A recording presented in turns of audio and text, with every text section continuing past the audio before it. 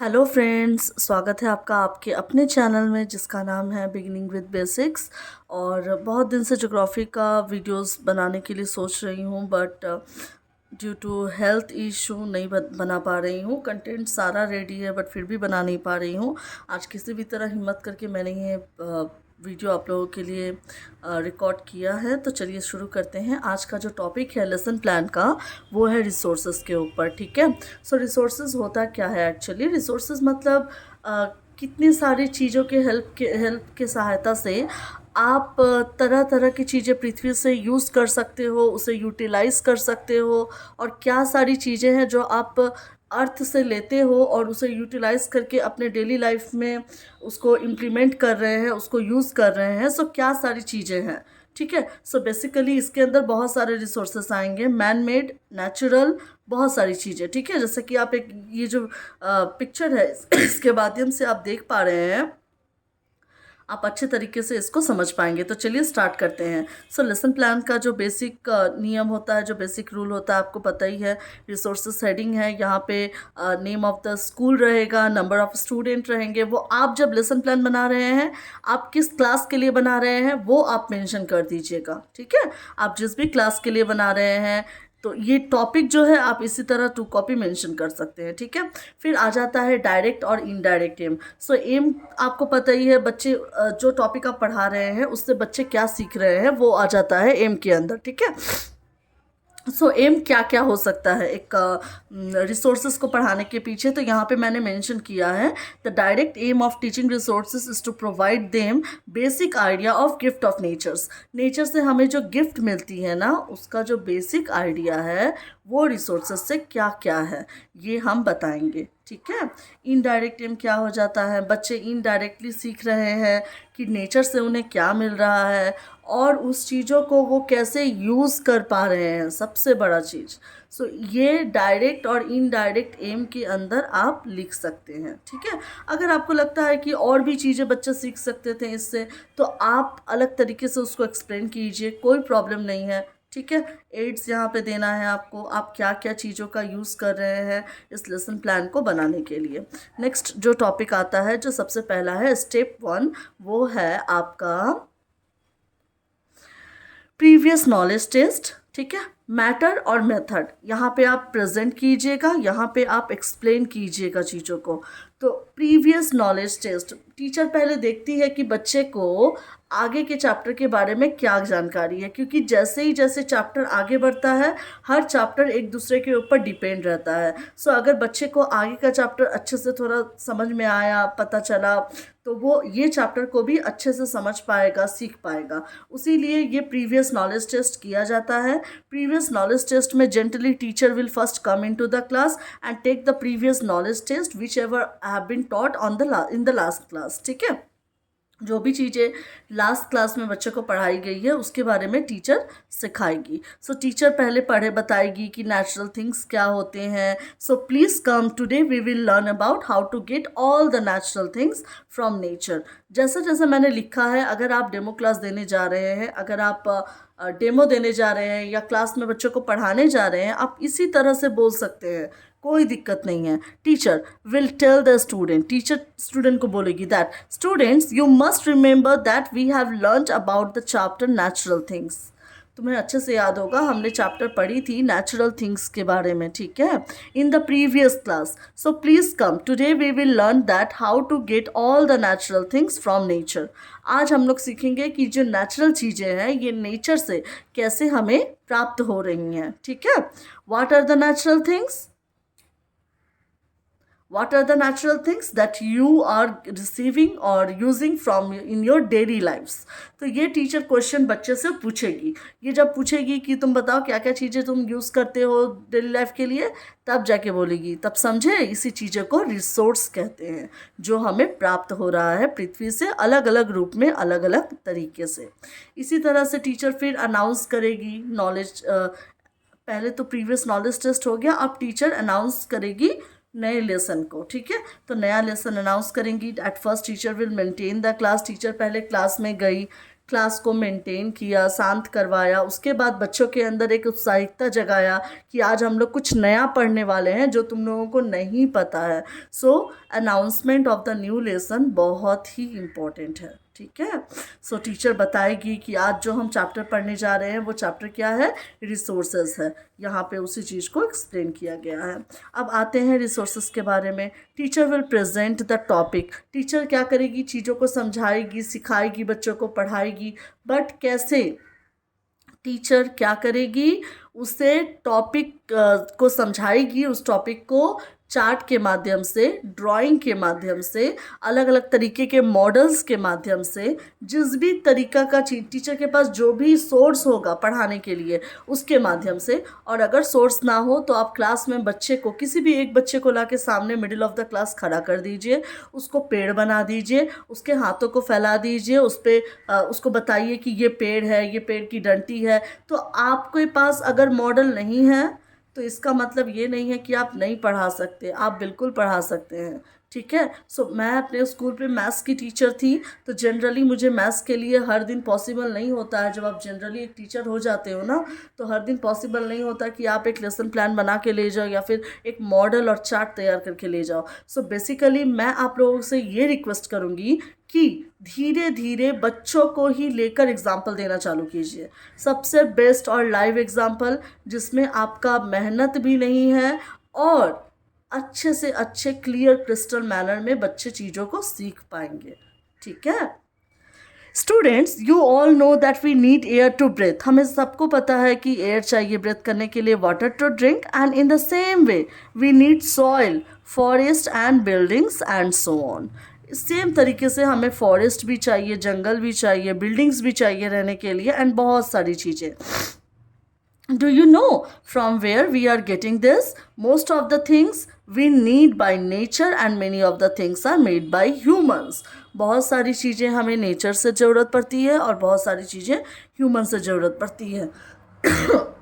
माफ़ी चाहूँगी अगर आप लोगों को थोड़ा सा एनर्जी का लेवल कम लग रहा है, तो बहुत ज़्यादा हाईली अफेक्टेड, तबीयत बहुत ज़्यादा ही ख़राब है, इसलिए मैं शॉर्ट्स भी नहीं बना पा रही हूँ, बट फिर भी एक कोशिश है आप लोगों के लिए, please.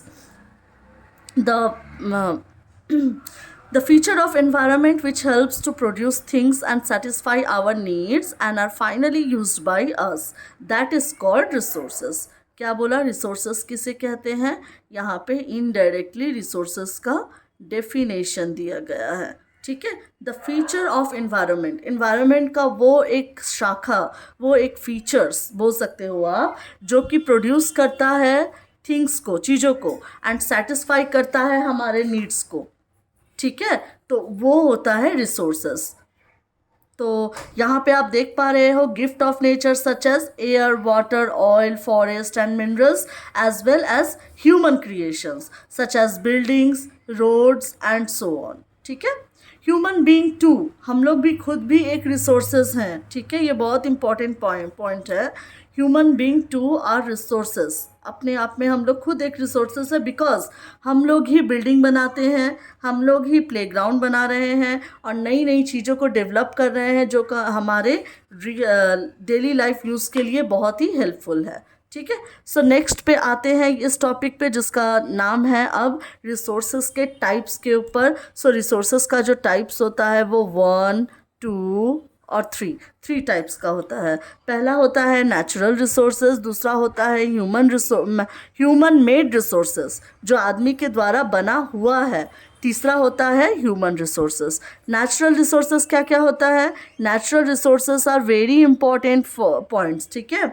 These are naturally material object and energy resources that are exist in the environment. इसको आदमी नहीं बनाता। नेचुरल रिसोर्सेज हो गया आपका बारिश का पानी, झील, नदियाँ जो कि नेचुरली बन रही हैं, उसको कोई बनाने नहीं जा रहा, ठीक है। और हो गया फॉरेस्ट, फॉसिल फ्यूल्स, यानी जो पूरा जब जो जानवर मर जाते हैं उनके जो अवशेष रह जाते हैं उसे कहते हैं फॉसिल्स, और उसी तरह के जो एक फ्यूल्स होते हैं वो सब होता है fossil fuels. Human made resources, natural substance become resources only when their original forms has been changed. जो नेचुरल रिसोर्सेज है वो तभी रिसोर्सेज बन पाते हैं जब उनका ओरिजिनल फॉर्म चेंज हो जाता है, और जब ओरिजिनल फॉर्म चेंज हो जाता है उसे हम लोग कहते हैं ह्यूमन मेड, क्योंकि वो उस ओरिजिनल फॉर्म को चेंज कर कौन रहा है ना, वो ह्यूमन चेंज कर रहे हैं।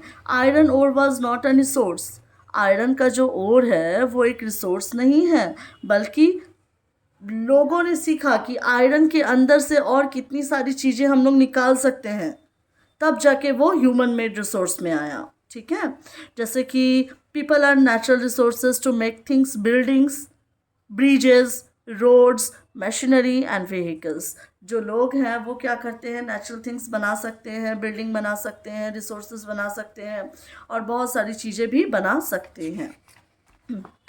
नेक्स्ट आते हैं ह्यूमन रिसोर्सेज में। So students, do you know you can make the best use of nature to create more resources. हम लोग ही ऐसे इंसान हैं, इंसान ही एक ऐसा है जो कि बेस्ट रिसोर्स बना सकता है प्रकृति से हर चीज़ों को यूज़ करके।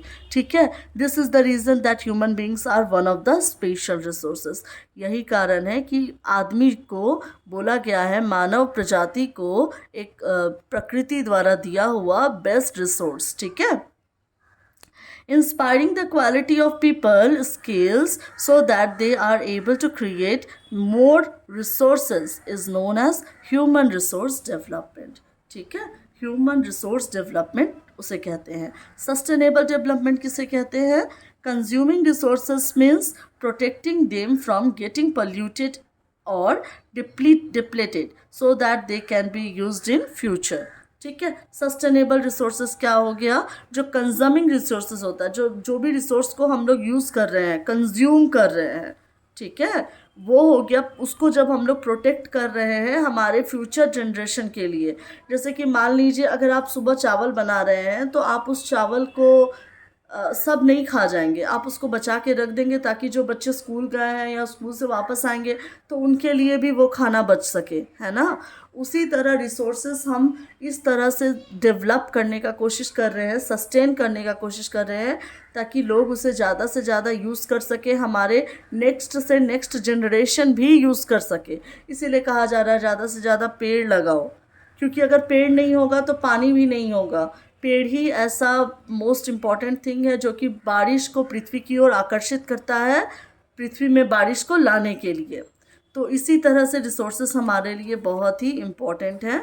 ठीक है, नेक्स्ट और लास्ट स्टेप जो है आपका वो है स्टेप नंबर 3, जिसमें प्रीवियस टेस्ट रिवीजन टेस्ट लेगी टीचर। जो भी टीचर ने पढ़ाया उसी के आधार पे टीचर बहुत सारे क्वेश्चंस बच्चे से करेगी। और जो लास्ट स्टेप है वो है आपका होमवर्क। टीचर बच्चों को होमवर्क देगी कि तुम लोग अपने घर में भी रिसोर्सेज देखो, रिसोर्सेज को पहचानो और उसी को प्रैक्टिकल लाइफ में यूज़ करो। तो क्या होगा, बच्चे को रिसोर्सेज सीखने में ज़्यादा मेहनत करने की ज़रूरत नहीं पड़ेगी, रिसोर्सेज को वो अच्छे तरीके से समझ और सीख पाएंगे। तो फ्रेंड्स, आज के इस वीडियो में माफ़ कीजिएगा अगर एनर्जी थोड़ा कम रहा हो, क्योंकि बहुत हार्ड दवा खा रही हूँ, तो जिस हिसाब से मुझे काफ़ी इरिटेशन हो रहा है अंदर से, तो बहुत बोल भी नहीं पा रही हूँ, गले में काफ़ी दर्द हो रहा है, हार्ट पे पेन हो रहा है। अगर वीडियो पसंद आया हो तो प्लीज़ लाइक कीजिएगा, शेयर कीजिएगा अपने सारे फ्रेंड्स के साथ, जो भी लेसन प्लान जिनको चाहिए और जिनको भी अगर लेसन प्लान की ज़रूरत है कमेंट कीजिए। मैं आपको हर एक चैप्टर पे, हर एक टॉपिक पे लेसन प्लान लिख के दूंगी। Thank you so much video को देखने के लिए।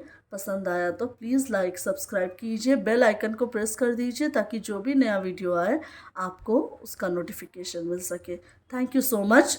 और एक बात बताना चाहूँगी, जो भी लोग जर्मन और स्पेनिश लैंग्वेज सीखना चाहते हैं, बिल्कुल हिंदी में मैं हर एक टॉपिक पे आपको बेसिक लेवल से ABCD से स्टार्ट करके जर्मन और स्पेनिश दोनों सिखा रही हूँ।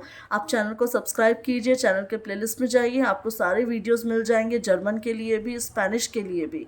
सो प्लीज़ आप देखिए, पसंद आ रहा है तो उन लोगों को शेयर कीजिए जो कि जर्मन और स्पेनिश लैंग्वेज सीखना चाहते हैं, जिनके पास पैसा नहीं है, जो कि समय की वजह से नहीं सीख पा रहे हैं, वो भी सीख सकते हैं। सिर्फ वीडियोस को देख देख के वो साथ साथ मेरे उच्चारण करके वो ये सारे लैंग्वेज को सीख पाएंगे। Thank you so much.